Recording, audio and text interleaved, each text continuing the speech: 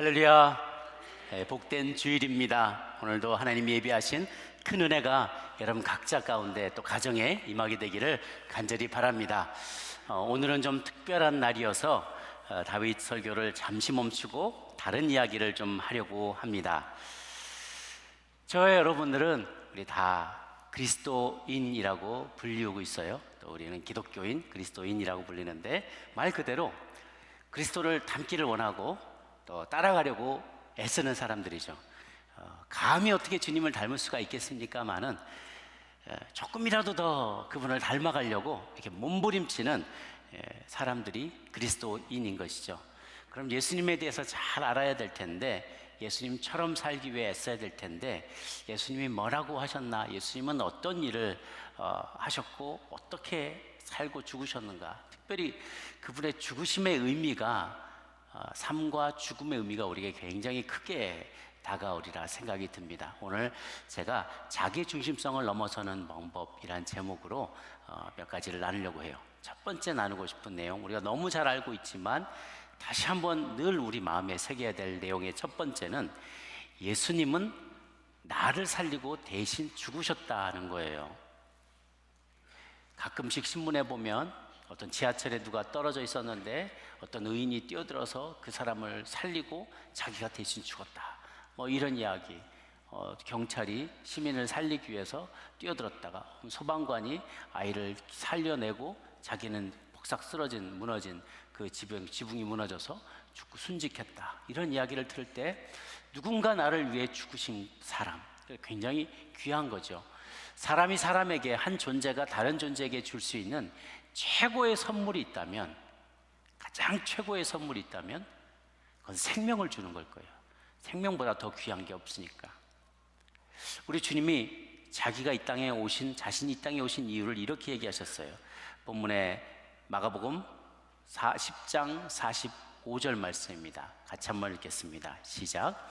인자가 온 것은 섬김을 받으려 함이 아니라 도리어 섬기려 하고 자기 목숨을 많은 사람의 대속물로 주려 함이라 그랬어요. 주님이 오신 거는 많은 사람들을 위해서 대신 죽기 위해 오셨다라고 합니다. 왜 우리를 위해서 대신 죽으셔야만 했을까요? 우리는 다 죄인입니다. 죄인은 반드시 그 벌을 받아 죽게 마련이라고 했습니다. 주님이 우리를 사랑하셨습니다. 우리를 죽게 내버려 둘 수 없으셨기에 우리를 대신해서 죽는 죽음을 선택하셨습니다. 감사하게도 그 죽음 덕분에 우리는 영원한 벌, 영벌을 면하게 되었어요. 이 땅에서 육신은 죽지만 다시 부활해서 영원히 살 수 있도록, 영벌을 면할 수 있도록 우리에게 베풀어 주신 것이죠. 그래서 우리가, 죄인인 우리가 죽어야 하는데 대신 죽어주심으로 우리는 영벌을 면한 것, 우리가 꼭 늘 기억을 해야 할 것이에요. 그런데 이 죄란 무엇인가? 죄의 핵심은, 그 핵심을 파고 들어가면 죄의 가장 중심에는 자기중심성이 있다는 거예요. 자기중심성. 그래서 이 자기중심성이 죄를 낳기 때문에 죄로 죽게 되었고, 예수님이 대신 죽으셨고, 그래서 우리가 영벌을 면하게 되었는데요. 그래서 계속 중요한 것은 어떻게 하면 끊임없이 일어나는, 영벌은 면했지만 여전히 내 속에서 불끈불끈 솟아오는 이 죄의 유혹을, 죄된 본성을 이겨낼까 하는 것이에요. 우리의 큰 관심은 그리스도인으로 살아갈 때, 예수님을 닮아가고 예수님을 쫓아서 살려고 그럴 때 계속 장애물이 되는 가장 큰 장애물이 이 자기중심성이에요. 그럼 우리는 어떻게 해야만 이 자기중심성을 벗어날 수 있을까? 쉽게 말하면 죄예요. 죄 이퀄 자기중심성이에요. 어떻게 이겨낼 수 있을까? 오늘 두 번째 얘기하고 싶은 것은 봉사와 섬김으로 자기중심성을 극복하자라는 것입니다. 구원받은 우리의 사명은 계속해서 죄와 싸고 나아가면서 받은 은혜를 갚는 것이죠. 죄는 끊임없이 네 만족을 위해 살라고 이야기합니다. 네 몸, 네 물건, 네 명예, 네 권력, 네 밥그릇, 그거 꼭 지키면서 살라고 얘기하고요. 그래서 세상의 중심은 너야, 세상의 중심은 너야 하고 계속 사방에서 우리에게 메시지를 줍니다. CF에도 그게 나오고요. 세상의 중심은 너라고 얘기하고. 전에 저는 깜짝 놀랐어요. 어디 가다가 라디오를 들었는데 또 가요가 나오는데요. 가요 가사에 이런 게 있어요. 네가 제일 잘났다. 그거 들어보셨어요? 깜짝 놀랐어요. 농담하는 거야. 옛날에는 같은 말을 해도 좀 돌려서 말했거든요. 네가 뭐 예쁘고 뭐 남들도 예쁘고 너도 좀 예쁘고 뭐 이렇게 했을 텐데 아주 그냥 노골적으로 네가 제일 잘났다는 거예요. 와, 너무 비성경적인 그런 거 듣지 마세요. 노래 가사에 Your body, 네 몸이 네가 최고고, 너 몸이 제일 아름답고, 그러니까 돌려서 얘기하지 않고 그냥 노골적으로 네가 최고고, 네가 제일 잘났고, 그걸 지켜야만 하고, 그게 최고 가치이고, 끊임없이 자기중심성을 강화하는 광고가 나오고, 메시지가 나오고, 노래가 나오고, 이게 대중문화입니다. 그 속에 살다 보니까 자꾸만 설득이 돼요. 내가 날 좀 어떻게 하겠다는데, 나 좀 먹고 살겠다는데 뭐 그래? 그러면서 계속 자기중심성, 지독한 자기중심성을 탈피하는 게, 이것과 싸워 이기는 게, 이게 죄와 싸워 이기는 비결인 거예요. 네, 자기중심성. 죄의 근본은 까고 가서 제일 파고 가서 제일 밑을 들여다보면 자기중심성이에요. 하나님 필요 없어. 내가 최고야. 이게 자기중심성. 이게 죄의 근원인 것이죠. 교만한 것이고요. 바울은 예수님께서 죽으신 이유를 이렇게 설명을 합니다. 고린도후서 5장 15절인데요. 같이 한번 읽게요. 시작. 그가 모든 사람을 대신하여 죽으심은 살아있는 자들로 하여금 다시는 그들 자신을 위하여 살지 않고 오직 그들을 대신하여 죽었다가 다시 살아나신 이를 위하여 살게 하려 함이라. 아멘. 예수님께서 우리를 위해서 돌아가신 이유는 다시는 나를 위해 살지 말라는 거예요. 다시는 자기 자신을 위해 살지 말고 우리 위해 돌아가신 그분을 위해 살고 또 그분의 가르침을 실천하며 살라는 것이죠. 하나님 사랑, 이웃 사랑, 이것 위해서 나 자신만을 위해 살지 말고 이웃을 위해 섬기며 살라는 거예요. 우리가 하나님과 타인을 섬길 때 봉사하면 죄를 이겨나갈 수가 있어요. 죄를 이길 수 있어요. 여러분, 여기에서 예배 드리기까지, 지금 여기 예배 드리기까지 또 마치고 집으로 돌아갈 때까지 얼마나 많은 분들의 봉사가 있는지 생각해 보세요. 주차 들어오실 때 주차 안내해 주신 분들 계셨죠? 예배 들어올 때 예배 안내해 주신 분들 계셨을 거예요. 이 소리가 잘 나가도록 음향 잡아주시고 카메라 잡아주시고 자막 달아주시는 분들이 계세요. 찬양팀이 열심히 섬겼고요. 성가대도 열심히 봉사합니다. 아이 성가대 하는 동안에 또 우리 새가족들은 새로 오신 분들은 새가족을 돌봐주시고 바나바가 붙어서 돌봐줍니다. 멘토로 1대1로 열심히 가르쳐 주신 분들이 계시고 이 동안에 우리 학생들은 교사가, 우리 선생님들이 열심히 아이들을 가르치고 계세요. 끝나면 배고프니까 주방에서 여러분 위해 식사 준비하는 분들이 계시죠. 차일드 케어가 있고 각종 주중에 바이블 칼리지 세미나 지원해 주신 분들 계시고 교인들 가운데 소천한 분 계시면 장례에 지원을 해드립니다.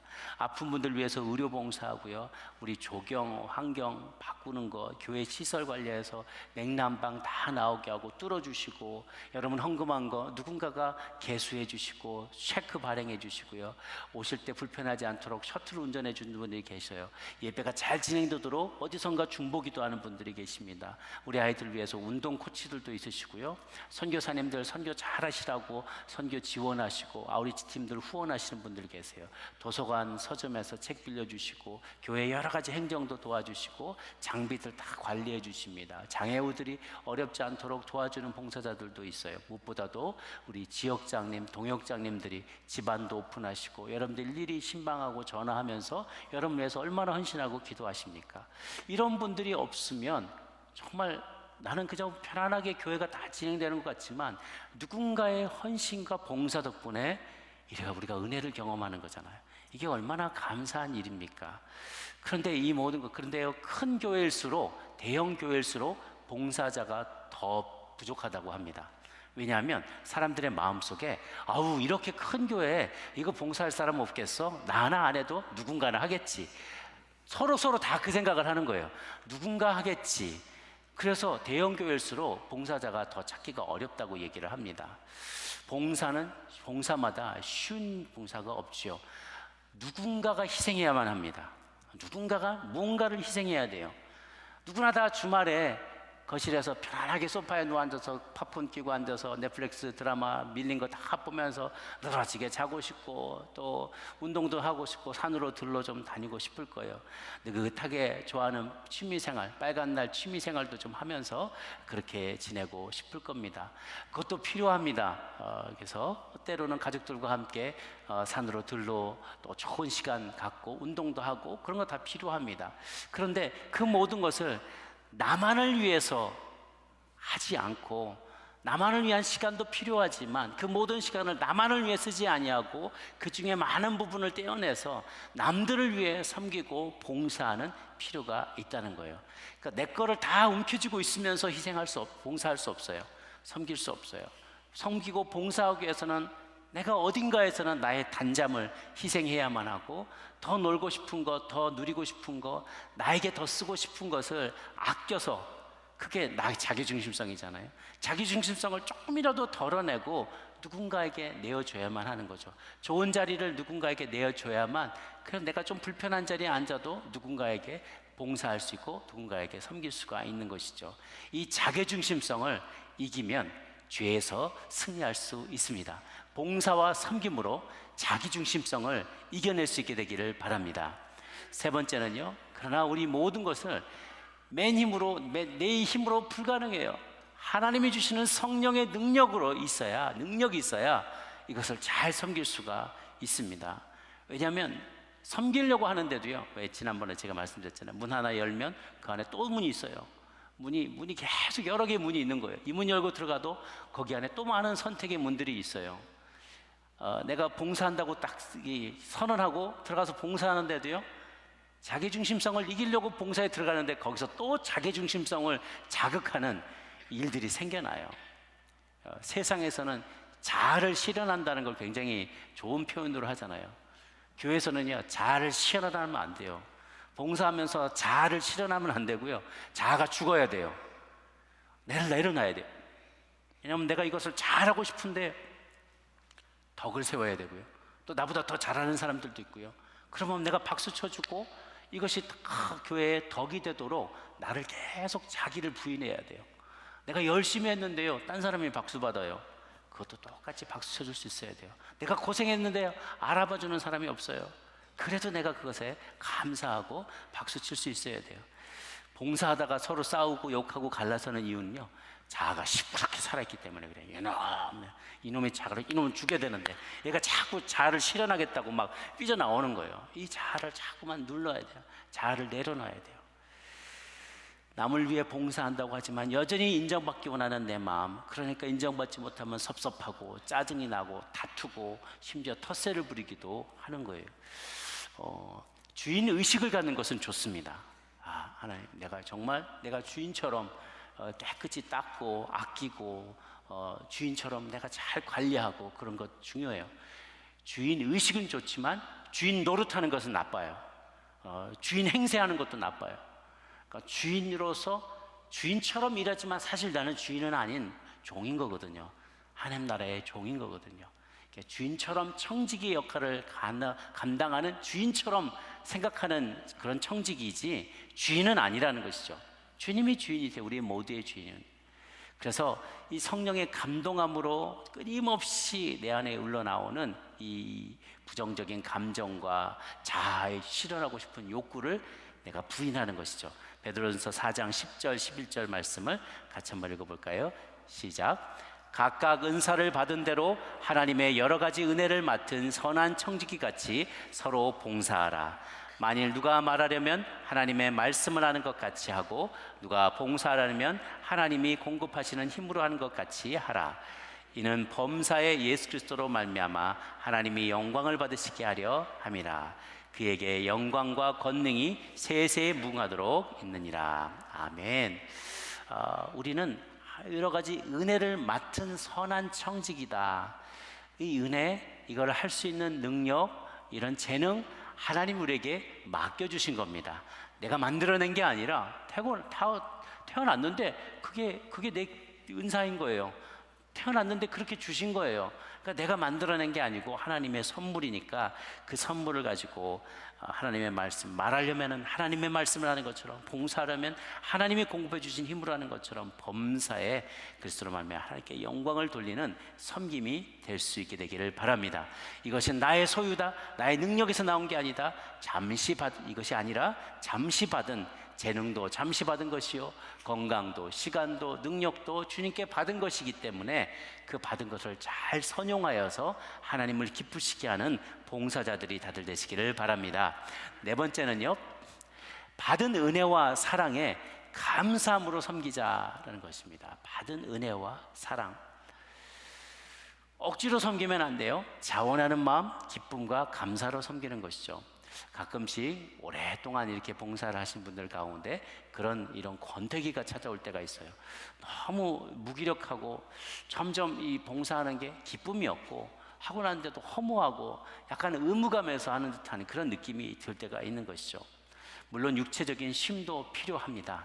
그런데 그 원인을 뭔가 잘 살펴보면 받은 은혜가 이만큼인데 내가 봉사를 이만큼 하고 있으면 이만큼 힘들어져요. 감당할 수 있는 힘이 없으니까. 그래서 그러면 아유 목사님 잘 됐네요, 시원 잘 됐네요, 그럼 그건 다 때려치울게요. 그 말이 아니라 받은 은혜가 이만큼인데 봉사를 이만큼 하고 있으면 이만큼 이상으로 은혜를 채워야 한다는 거예요. 은혜의 자리로 나아가야 된다는 거죠. 은혜를 받아야만, 하나님께서 주시는 그 능력을 받아야만 봉사의 아픔이나 희생이나 어려움을 감당해내고도 충분히 남음이 있는 거예요. 세상에도요, 여러분 선행하는 그런 기관들은 많이 있습니다. 세상에서도 긍휼 사역들을 하고요, 세상에서도 어려운 이웃들 돕는 일들을 NGO나 시민단체들이 많이 합니다. 근데 그들의 선행과 우리의 선행이 차이가 나는 것, 가장 큰 차이가 있다면 그 동기가 사랑에서 비롯되고 그 능력이 성령으로 말미암다는 거예요. 아멘이십니까? 예, 그 동기는 사랑하기 때문에, 하나님께서 받은 사랑이 너무나 크니까 그걸 내가 그대로 나누는 것이고요, 내 힘으로 하는 게 아니라 성령이 주시는 능력이기 때문에 이것조차 어려움도 넉넉히 감당할 수 있는 것이에요. 그래서 받은 은혜보다 봉사가 더 크면 안 됩니다. 봉사보다 은혜가 더 커서 자연스럽게 은혜가 차고 넘쳐서 봉사라는 게 되어야만 해요. 여러분 직장 생활하시는 분들, 직장 일 마치고 집에 봉사하러 간다라고 얘기하시는 분 계세요? 퇴근하는데 나 이제 집에 봉사하러 가, 그러나요? 집에 가서 빨래가 쌓여 있어요. 그러면 가족들이 내일 입을 옷이 없는 거잖아요. 그러면 그거 보고 내가 가족 사랑하니까 빨래를 돌리는 거예요.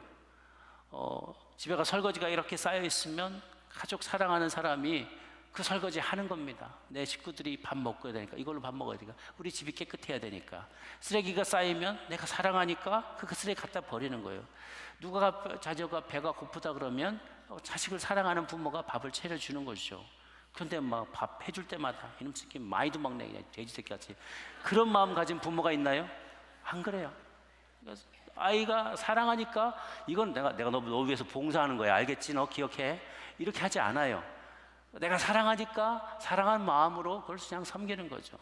저희도 아이가 막 밤늦게 막 마침 밴드하고 막 숙제하고 과제하고 늦게까지 오면 밥도 안 먹고 막 소파에 쓰러져서 자면은 애 엄마가 그 옆에서 같이 쪽잠을 자, 애가 일어날 때까지 깨우지도 않고, 막 새벽에 애가 일어나서 밥 찾으면 새벽 2시에 밥 차려주고 그러는 거예요. 근데 그걸 돈 주고 그걸 하라면 하겠습니까?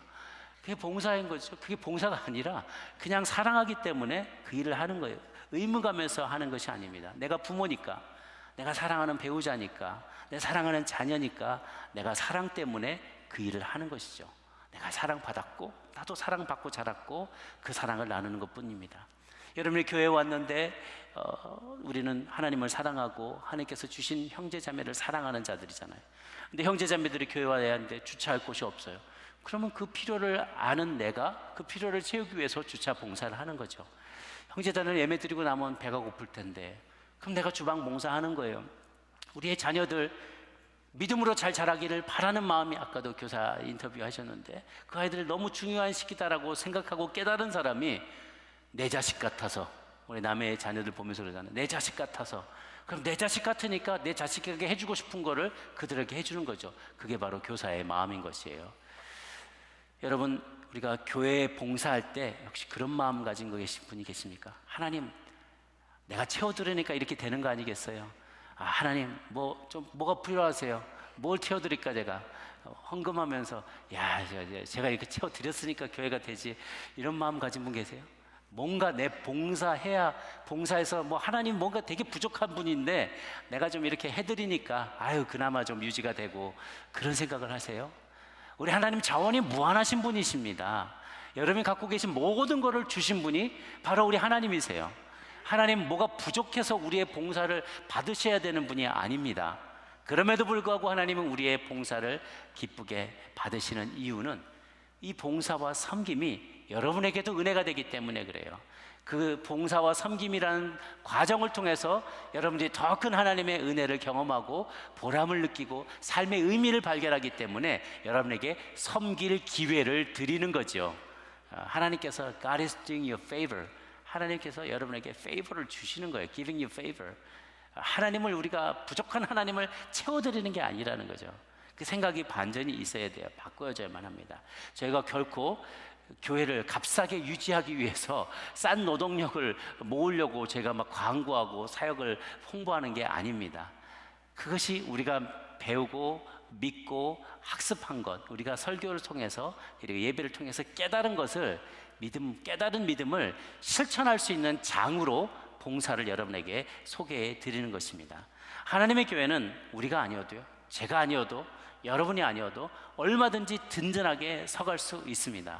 그러나 하나님은 우리가 받은 은혜에 감사하여서 이 사랑이 넘쳐서, 기쁨이 넘쳐서 섬기지 않고는 견딜 수 없는 마음을 주시고, 그 섬김과 봉사의 자리를 통해서 더 큰 삶의 의미와 보람을 찾을 수 있도록 저와 여러분을 부르시는 것입니다. 무엇보다도 나 같은 사람 써준 것이 감사한 마음이 있어야 돼요. 나 같은 죄인을 구원해 주신 것도 감사한데 이렇게 불러서 써주시겠다라고 하는 것, 너무나 감사한 일인 것이죠. 야고보서 1장 17절 말씀을 같이 한번 보겠습니다. 시작.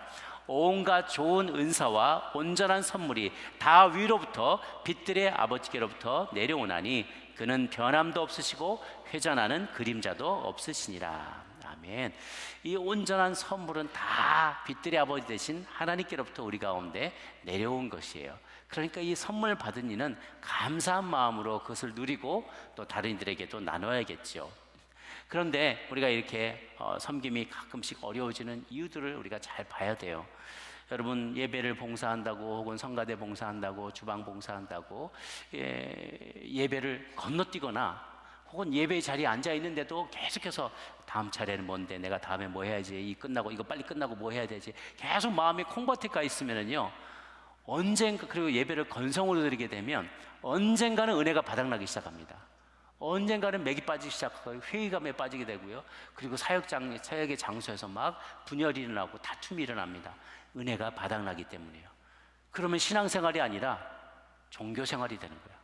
교회 가야 되는데, 교회 가서 오늘 가서 일해야 되는데 일만 가득 차 있고 하나님 만날 생각이 없으면 이거는 신앙생활이 아니라 종교생활이 되고요, 그저 그냥 봉사라는 것을 봉사하기 위한 주일이 될 수밖에 없어요. 은혜가 고갈되고 사랑이 바닥나면 반드시 예배의 자리로 돌아와야 됩니다. 하나님을 진심으로 만나야 됩니다. 그리고 주 안에서 안식하고 충전돼야 돼요. 체험을 받아야 되는 것이죠. 그래서 예배드리지 않고 봉사만 하는 거는요, 밥 안 먹고 일하는 거하고 똑같아요. 밥 안 먹고 쭈라고 일만 하면 나중에 기진맥진해가지고 그 일하기가 힘들어지는 거하고 똑같은 거죠. 우리의 영적인 양식을 계속 먹어야 이 힘을 얻을 수가 있어요. 모세가 떨기나무 앞에 부름받아서 갔을 때 신기한 걸 봤다 그랬죠. 떨기나무가 불이 나는데 하나도 나무는 타질 않아요. 번아웃 되지 않았다는 거예요. 번아웃 되지 않았다. 비결이 뭔가? 하나님의 임재였어요. 하나님의 임재가 있고 하나님의 기름 부심이 있으면 나무는 타지 않아도 돼요. 그런데 여전히 불이 나게 되는 거예요. 여러분, 장작에다가 기름을 확 붓고 불을 피우면요, 장작이 안 타고 기름이 탑니다. 그거 아시죠? 기름만 딥다 부으면 나무는 안 타는데 기름이 확 타올라요. 그거와 마찬가지예요. 우리가 번아웃 되지 않기 위해서는 성령의 기름 부심이 우리 가운데 있어야 돼요. 그리고 늘 성령이 우리를 계속 채워주시는 것을 경험해야 되기 때문에 경험해야만 하는 것이죠. 받은 은혜가 계속 넘치도록, 받은 은혜가 계속 채워지도록 해야만 해요. 그래서 엘리야도 로뎀에서 쉬면서 새 힘을 얻었잖아요. 우리 교회에서도 휴무 기간을 두어서 3년마다 한 번씩은 쉬시게, 우리 집사님, 장로님 다 쉬도록, 목회자도 안식년 있고 그렇게 쉬면서 새롭게 충전을 하도록 하죠. 그런데 그냥 저런 거는 쉽게요. 그냥 쉬는 것과 충전받는 거는 다르다고 했죠. 핸드폰 그냥 방에다 던져놓으면 계속 다운만 돼요. 핸드폰을 꼽아놔야죠. 그죠? 아울렛에다 꼽아야 차징이 되는 거예요. 그래서 그냥 잠만 많이 잔다고 그게 쉬는 게 안식하는 게 아닙니다. 주님을 만나는 게 진정한 안식이고 진정한 충만함이 되는 거죠. 그래서 받은 은혜의 게이지가 봉사하는 것보다 은혜가 더 커지도록, 그래서 은혜가 막 흘러 넘쳐서 기쁨으로, 자원하는 마음으로, 사랑에 감사하는 마음으로 섬길 수 있어야만 합니다. 사랑이 없으면 아무것도 하지 말아야 합니다. 천사의 말을 한다 할지라도 사랑이 없으면 무슨 소용이 있겠어요?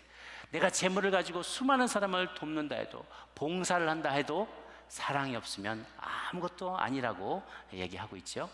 사랑으로, 더 많은 사랑과 더 많은 기쁨과 자원하는 심령으로 봉사할 수 있는 여러분 되시기를 바랍니다.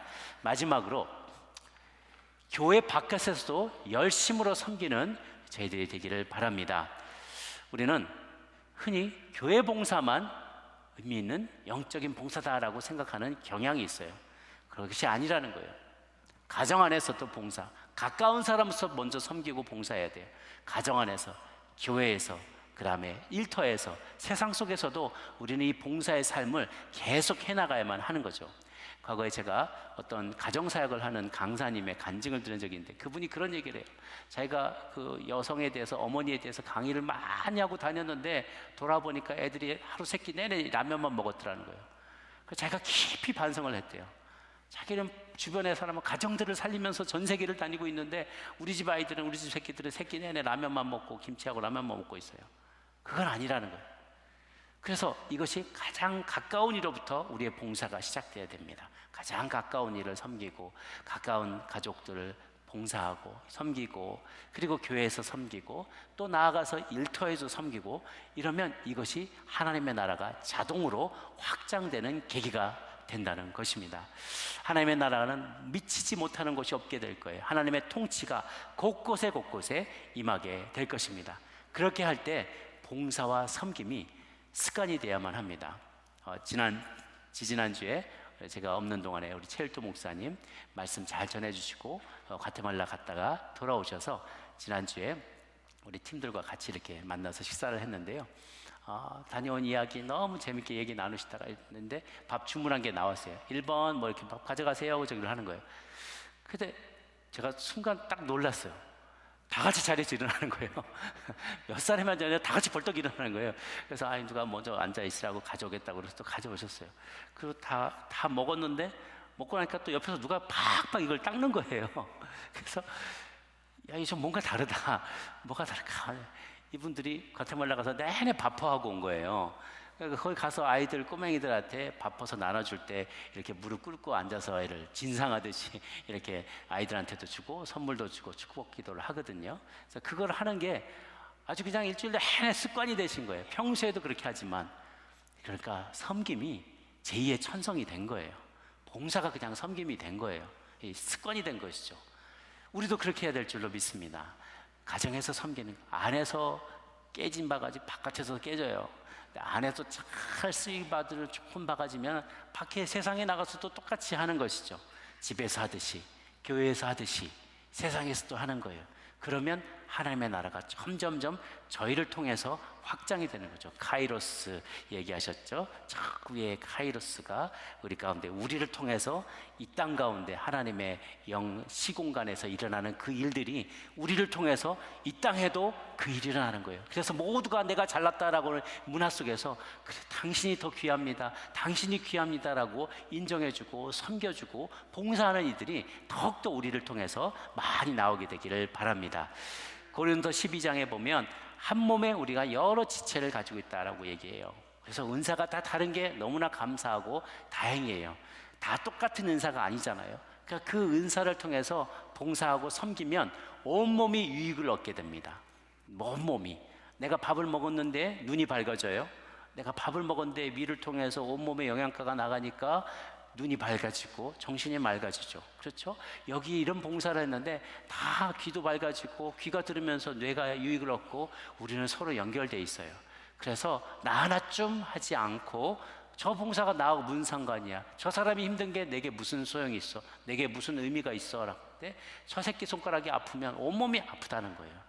저 새끼손가락이, 저 엄지손가락이 배고프면 온몸이 배고프다는 거예요. 그 필요를 채워주는 것이 진정한 봉사의 모습인 것이죠. 그럴 때 게을르면 안 돼요. 계시록 3장 15, 16절 같이 한번 읽도록 하겠습니다. 시작. 내가 내 행위를 아노니 내가 차지도 아니하고 뜨겁지도 아니하도다. 내가 차든지 뜨겁든지 하기를 원하노라. 내가 이같이 미지근하여 뜨겁지도 아니하고 차지도 아니하니 내 입에서 너를 토하여 버리라. 아멘. 차지도 않고 덥지도 않은 미지근한 신앙을 주님은 기뻐하지 않으십니다. 악하고 게으른 종이라 라고 말했죠. 악하고 게으른 종. 하나님이 게으름을 싫어하세요. 봉사하지 않는 이유 중에 하나가 게으름도 있습니다. 내가 너무 게을러서 주님이 기뻐하고 원하시는 그 일을 감당하지 않는 것, 주님 원치 않으십니다. 미지근한 신앙도 주님 원치 않으십니다. 주님은 내게 주신 그 은사 묵혀두지 말고 썩혀두지 말고 그냥 갖고만 있다가 썩혀서 없어버린 것이 아니라 하나님이 주시는 젊음의 날, 조금이라도 내가 더 젊을 때, 조금이라도 내가 내 몸으로 운행할 수 있을 때, 내 몸을 움직일 수 있을 때 필요가 보이면, 그래서 어떤 사람을 하나님이 은사라고 부르시냐면 내가 뭔 필요를 받는데 그게 내 마음에 너무 마음이 계속 아프고 계속 생각이 나고 누군가 그걸 좀 했으면 하는 마음이 제일 마음에 그게 보이는 사람이 은사가 있는 사람이라 그래요. 애들이 너무 불쌍하고 애들이 좀 잘 가르쳤으면 하는 마음이 있는 사람은 교사로 부름받은 사람이에요.